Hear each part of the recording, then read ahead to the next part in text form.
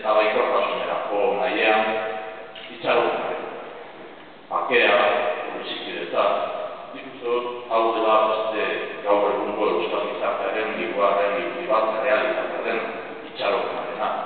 Azken batean, 50 urteren bueltan ikusten ari gara edo sumatzen ari gara bakea giro bat eraikitzen ari izan daitekeela, bizikidetza giro bat eraikitzen ari izan daitekeela, eta zentzu horretan nik uste dut lehen behidarek planteatzen zuen parte hartzeari buruzko elikatze kontu horretan guk ere elikatu egiten dugula eta egiten ari garela, baina elikatzen jarraitu egiten dugula irudi hori gauza bali.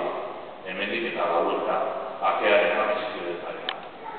Eta laugarren ideia bat, aste honetan gertatutako kontu bat, gertakizun bat izan da, niretzat ilusioaren irudia bultatu egiten dagoen esatera gaurkoan eta ilusioaren.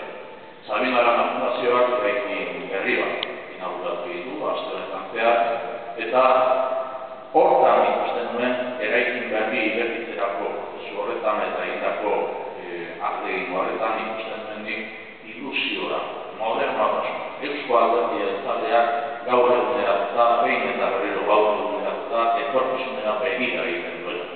Atzokoan finkatuz gaur